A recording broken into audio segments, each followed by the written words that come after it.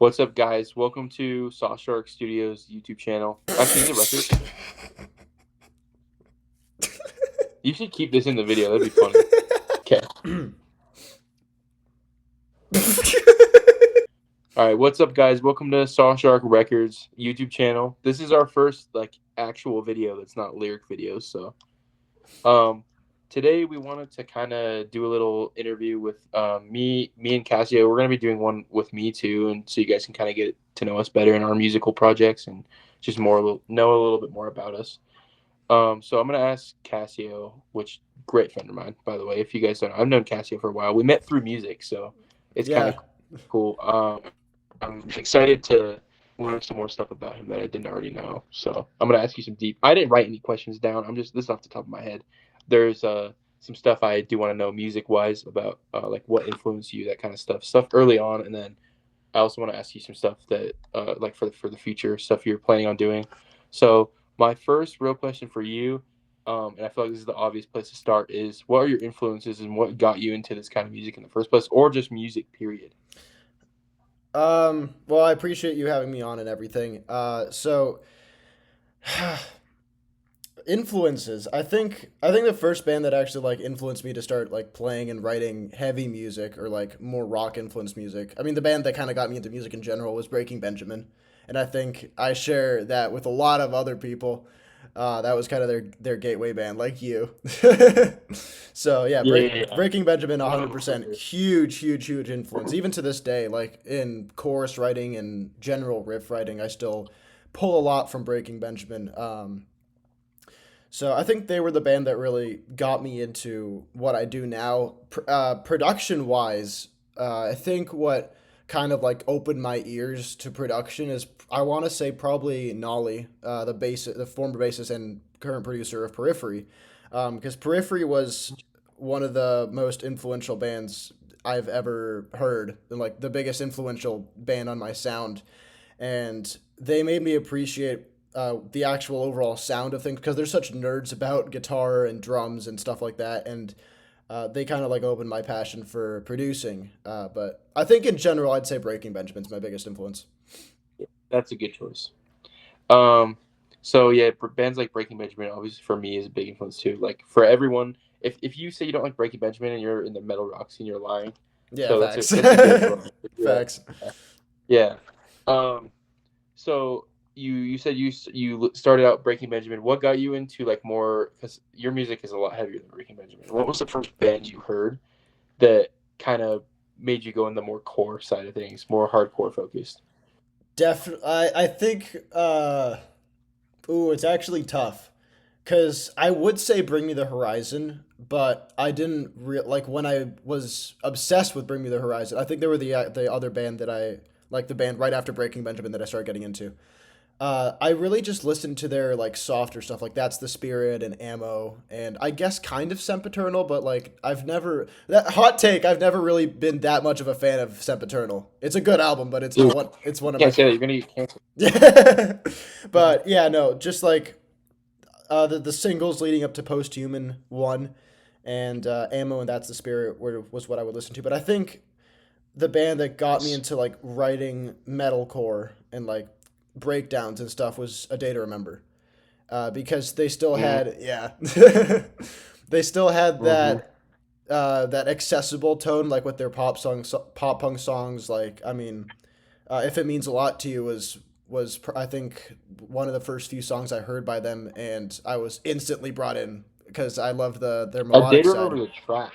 I did remember the trap. You listen to like something like "Have Faith in Me," and then the Yeah. next song has like a 30-second breakdown in it, and you're like, Yeah, and you have to like it because it's good. believe it or not, I actually the first I didn't remember song I heard was "Sometimes You're the Hammer, Sometimes You're the Nail," That's a good and one. that one was kind of like a perfect introduction because comes in with that kind of breakdown, and then the verses are like metalcore, the chorus is super pop punk, and then it has like that chill, emotional, but like powerful outro. Um, Hmm.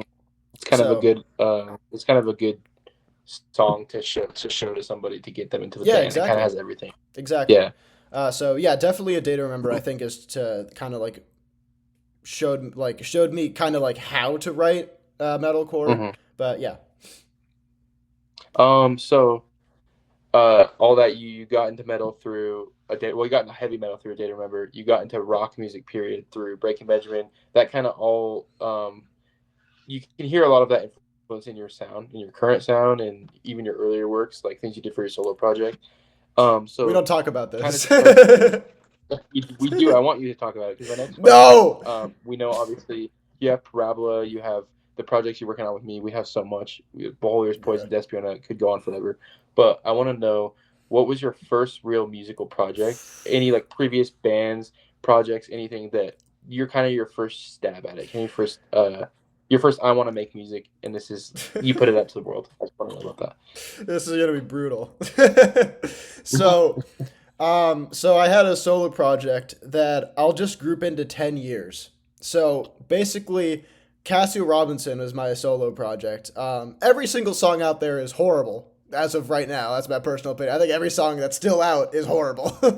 But I'm just gonna say that whole project evolved from 2014 to 2025 or 2015, I think it was.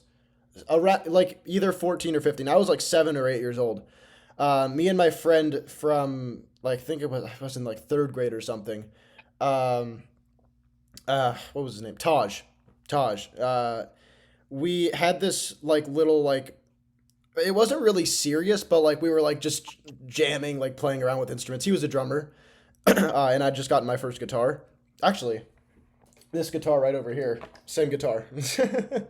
Oh wow, you still use it to this day. Still use it, yeah, for everything. Love it. That's The Squire Jaguar. Anyway, we had a little like thing that we kind of like tried to act like a famous band, like we were the biggest musicians in the world. And we were like, "What's up, everybody? Welcome to our show. We are called Jumpstart."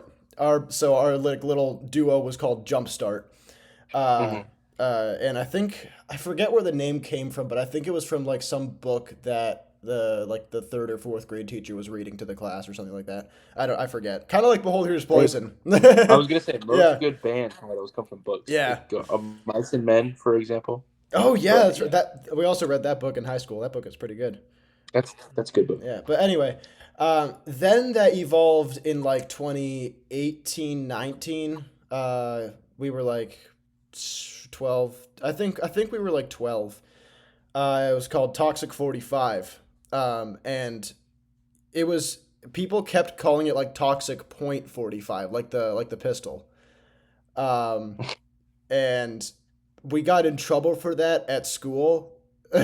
So we just like changed the name to Taj left over that because we were getting in trouble at school for promoting the Yeah, band. We crazy. were kids. We were kids. Yeah. But that's when I was just like, oh, it's just me in the band, so I'm just gonna call it my name. And I was really innovational because I just took out the space in between my first and last name and just there you go. Genius. Yeah. And Yeah. then I got a couple other guys from my elementary, or I guess high school. I think it was or middle school, to Mhm. join. Um, and I had a really, really, really good drummer. And unfortunately, tragically, he's not with us anymore. Oh. He was a good friend. But yeah, that was a terrible phase to deal with as a kid. But Oh uh, yeah, that's interesting. I didn't know that about. I didn't even know that, so it's cool. I yeah. get to learn a lot of that stuff too. But yeah, that was really sad. His name was Colin. Um, but I just then me and my I would say probably my best friend at the time, Jonas, got together and we kind of like made it into like a rap rock project where like he would like rap really badly and I would Hmm. like sing with like intense puberty. So it was So you've really been really doing bad. this. You've been doing music a long time Oh, dude, since you were little. since I was 7 or 8, I started taking it Wow. seriously. I guess 2023, even though you can't really tell by how my music sounds. But But you were trying. it was a whole evolution, and then I discontinued Cassie Robinson because I don't want to release something that I actually think is good, and then people go back and listen to my old catalog and they're like, "What is this?" so Yeah, yeah, yeah. so I'm sure every band feels that's that. when Parabola comes in, but Yeah, we'll get yeah. into that So later. my next question actually is about Parabola. Oh, okay. So did you go straight from your solo project to Parabola, or was there any projects in between? There weren't any projects in between. There was a hiatus in between. So Mm. I made this album called An Endless Break for Casio Robinson, which I marketed as my last album. I think it's horrible, by the way. Nobody go listen to it. It's really bad. But I marketed that as my last album. The last song is called "It Is Finished," and then at that point, I was like, do I even really want to make music anymore? Because like I was kind of like not doing well in school, so I kind of wanted to focus on that. Mm-hmm. But since 2019, I had this. I was kind of my parents like forced me to sign up for it. Was this jam Mm-hmm. group downtown Collinsville, Connecticut, at Downright Music, which was the studio, and I'd known Casper and Fiona, and we had another vocalist called Mia back then. Since then, and we'd been playing like covers live for like every summer and winter. Really badly. Casper was the only like redeeming quality about the band, but he's always been great. But Yeah, Casper's very. we had a show in winter of 2024, and there were two other vocalists that had joined the jam group, and Mia had left. Or I think it was Aruna and I forget the other girl's name. Um, but there was that show in the winter of 2023, I think. Yeah. Yeah, Mm-hmm. 2020. Yeah. Um, that I just like turned to Casper and I'm like, hey, do you want to like record some music sometime? And he's like, yeah, sure. So we got together like literally the next week.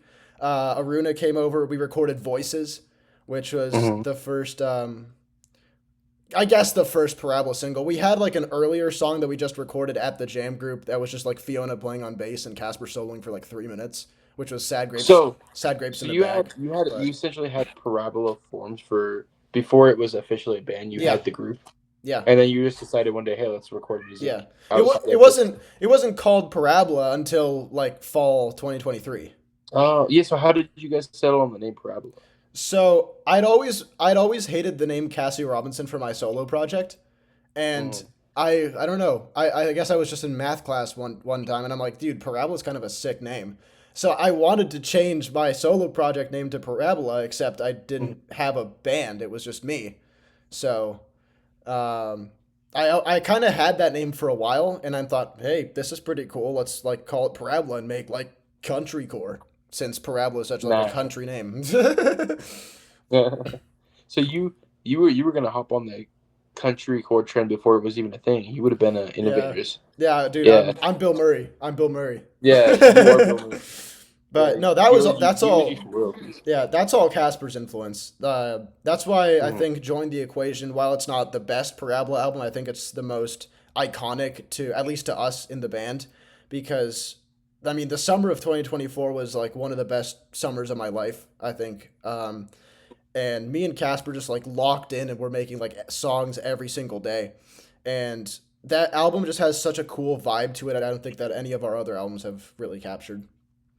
I remember when you guys rolled that out, the artwork initially. I was like, I love the artwork, and like you guys had like the music videos, and we're kind of like promoting the songs more, and like that was when I was like, oh, this is like he's kind of taking this seriously. And I could tell you No, guys were bro. Dude, in, no, no, no, no, no, dude. seriously, in a sense, like we were doing stuff for Beholder's Poison, and I saw you kind of Yeah. doing the same stuff for Parabola, and I was like, to some Yeah. extent, you are taking it more seriously because like you were trying more on like the marketing side, like as in like um this you were making art. You Yeah. were like really proud of what you were doing, and Yeah. I noticed that it wasn't just like you were throwing some stuff together and putting it out. It's like you Exactly. labeled it in this. You had the cool album cover that what Ethan drew that, right? Yeah, Join the Equation. Yeah, Yeah, you Ethan made had it. like that. The album cover, I love that. It's so cool. I think, and then Yeah. I don't know, just it felt more. It felt like a step up from what you were doing before, even though it's obviously still just like some kids messing around. It definitely even that was a step up. Oh yeah, for sure. So yeah. It's funny you mentioned the Behold Here's Poison thing. Like the BHP rollout for the Two From album kind of like inspired me to be like, yo, maybe I should like start promoting and like taking music more seriously since I have a full Hmm. band now. That was really the first experience that I had like recording and like consistently working with a whole band and not just by myself. Because like with Casio Robinson, when I had other members, I was still making like all the instrumentals. I was still writing all the lyrics. Jonas would write lyrics here and there, but it wasn't like serious, and we were just like having fun. Parabola was like Yeah. a good mix of having fun and also introducing ourselves to like actual like music recording and production and things like that. And I think Um, if you listen to all the Parabola albums, other than Wander South, because Sean produced that one, I think you can hear my production like level up each album.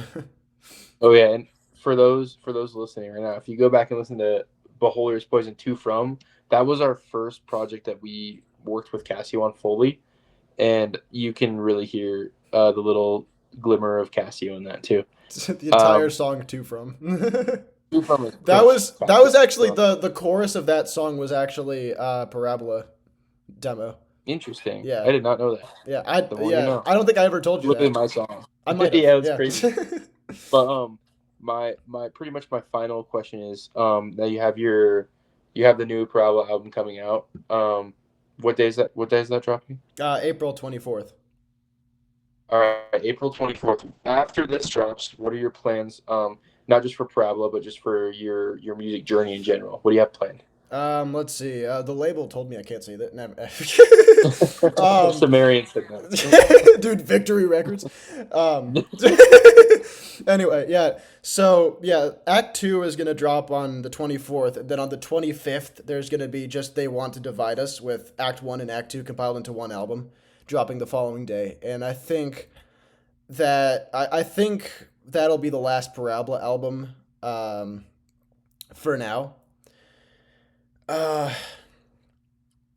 I haven't really decided, but I'm pretty sure that Parabola is gonna be done for the time being.